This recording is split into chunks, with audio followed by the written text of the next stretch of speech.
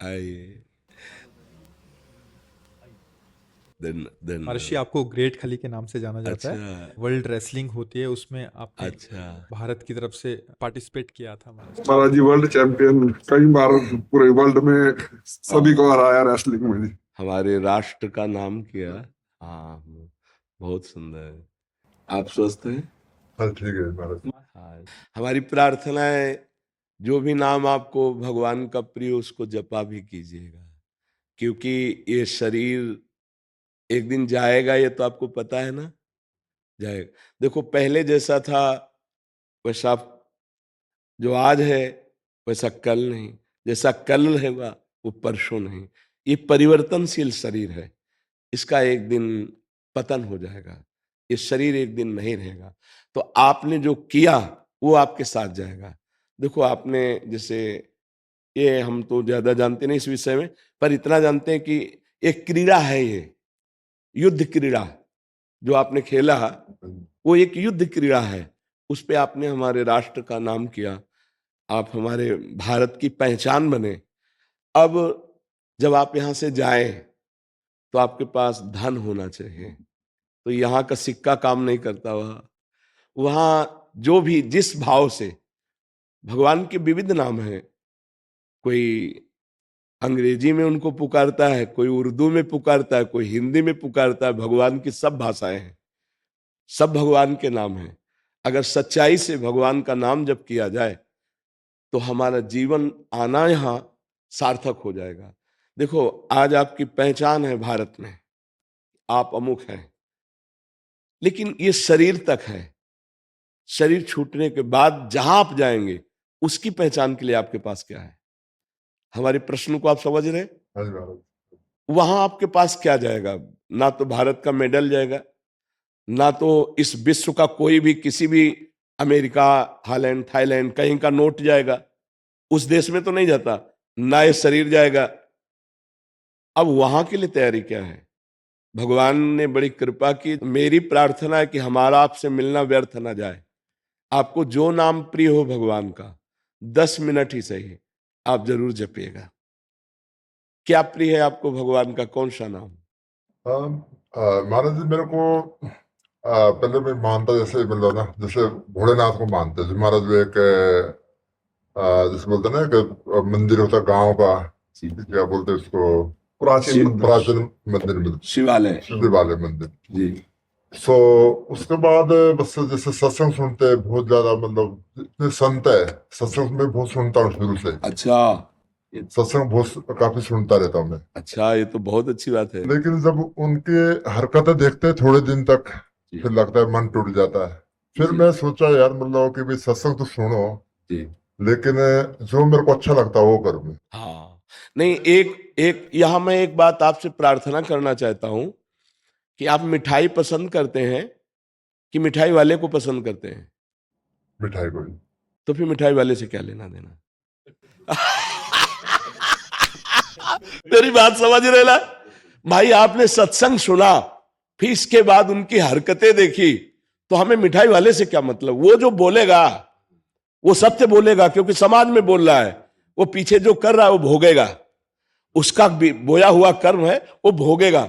मुझे मिठाई से मतलब है, ये मिठाई खाता है कि नहीं, ये कैसा है, मुझे इससे मतलब नहीं। मिठाई देखी और उसे खाया तो मुझे स्वाद आया। बात समझ में आई? आप यदि सत्संग सुन रहे हैं तो आपको महान बना देगा सत्संग। हाँ, ये जरूर है कि असली रुपए का ही नकली बनता है, असली रुपए का ही नकली बनता है। यदि हमें नकली नोट मिल चुका है तो असली की खोज करें, मिल जरूर जाएगा।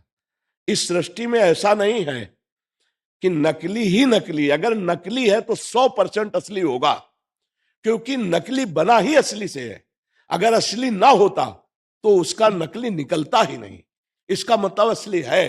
तो यदि आप सुनते रहे तो कहीं ना कहीं कभी ना कभी तो असली मिल ही जाएगा। और एक बार असली मिल गया तो हृदय का परिवर्तन पक्का समझ लीजिएगा, पक्का परिवर्तन। उसका उसकी पहचान होती है कि उसके सानिध्य मात्र से आपके हृदय में हलचल पैदा हो जाएगी। केवल प्रवचन नहीं होता, उसका जीवन होता है, उसमें पावर होता है। जैसे केवल आपकी बात नहीं, आपकी भुजाओं में पावर है, हमारी जबान में पावर होगी, हमारी अध्यात्म में पावर होगी। आपका परिवर्तन न कर दे तो उपदेश कैसा है? क्योंकि अगर जीवन में सत्य है तो उस वचन का प्रभाव होगा, और सत्य नहीं है तो वचन का प्रभाव नहीं पड़ेगा। वचन का प्रभाव तभी पड़ेगा जब अन्य कोई लालसा नहीं, एक सत्य की लालसा है। तो आप क्या जपते हैं आप? मैं अभी तक तो कुछ नहीं जपता, मैं अभी तो नहीं, आज से आपको नियम लेना पड़ेगा। ठीक है जी। हमारे पास आए हैं नहीं, बिल्कुल, मैं उसके एक्चुअल में उसकी खोज में था जी। कि भी मतलब क्यों जैसे बोलते ना कि भूत प्रेत, ये बोलते देवी देवता, मैं सोचता यार मतलब कभी मेरे को एक बार दिखे तभी मानूंगा मैं। पंचभूतों से बना है ना ये। एक दो भूत देख के क्या करोगे? 5 भूतों से बना है ये। सुना है नहीं? पंचभूतों से रचित शरीर है। पर इन्हीं भूतों से मुक्त हो जाओ तो परमात्मा स्वरूप आप हो, जैसा वो प्रश्न कर रहा था। आप और परमात्मा में इतना अंतर नहीं है। जैसे 1 चम्मच गंगा जल या 1 टैंकर गंगा जल या गंगा जल की धारा आप बोलोगे क्या? गंगा जल बोलोगे ना, तो जीव परमात्मा का अंश है ना। तो अंश का मतलब क्या हुआ? भगवत स्वरूप। अब इस शरीर में राग होने के कारण फंस गए। कोई भूत प्रेत, कोई भी इधर उधर जो भागने की दृष्टि मत लाओ। एकमात्र परमात्मा के सिवा कुछ नहीं, वही नाटक कर रहा है। वही स्त्री बना हुआ है, वही पुरुष बना हुआ है, वही ये पंचभूत। 1-2 भूत, इन्हें पंच महाभूत कहते हैं। पंच महाभूतों से रचित शरीर सुना है आपने कि नहीं? ये शरीर पंच महाभूत है। छोटे मोटे भूत क्या कर लेंगे यार? छोटे मोटी शक्तियों की क्या? आप परमात्मा के अंश है, जिनसे अनंत शक्तियों का विस्तार होता है। तो आपको किसी की बातों में नहीं आना। बिल्कुल, महाराज यही सुना कि भी हम मतलब हमारे अंदर खुद भगवान है। हाँ, पक्का। तो भगवान है तो जैसे बोलते हैं भी मंदिर क्यों जाऊं हाँ, मैं किसी के उधर क्यों जाऊं, अब आपको सिर्फ सत्संग सुनता हूँ। हाँ, आपको एक बात है, आपके अंदर सारी विद्या पहले भी विद्यमान थी, लेकिन ककारा पढ़ना पड़ा ना, मास्टर के पास जाना पड़ा ना, इसके बाद आप पीएचडी कर पाए। विद्या तो पहले भी थी।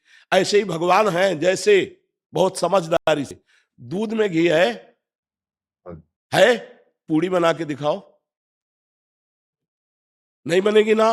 उसकी प्रक्रिया है, दूध का दही जमाओ, दही का मक्खन निकालो, मक्खन को गर्म करो, अब घी बन गया, पूड़ी निकाल लो।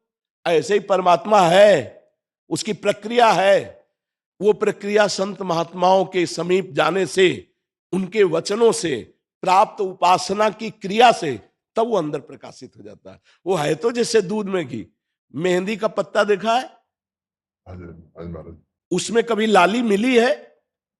खोज लेना, फिर मंगा के देख लेना। अगर एक रेशा लाली दिखाई दे तो बताना, लेकिन प्रक्रिया से जब उसको हाथ में लगाओ और फिर धो तो लाली ही लाली रहेगी। ऐसे ही परमात्मा है। कभी देखा है तुमने? नहीं। प्रक्रिया करोगे, साधना करोगे, यही दिखाई देगा। सबसे बड़ा मंदिर आपका हृदय है। बाहर घूम आओ और अगर अंदर के ठाकुर को नहीं पहचाना, यहाँ भगवान को नहीं देखा, कहीं नहीं मिलने वाला, और यहाँ देख लिया तो कुत्ते में भी वही दिखाई देगा, दूसरी जगह ले दिखाई देगा। समझ पा रहे आप? बिल्कुल महाराज, उसी की खोज पे हूँ मैं अभी तक भी। वो मतलब कैसे मतलब से मतलब कनेक्ट हो। हाँ, पहली सीढ़ी हमारी प्रार्थना, मान लीजिए नाम जप है। तुम्हें नाम कौन सा प्रिय है? मैं तो सारे को मानता हूँ, मतलब एक पकड़ना पड़ेगा, एक नाम पकड़ो।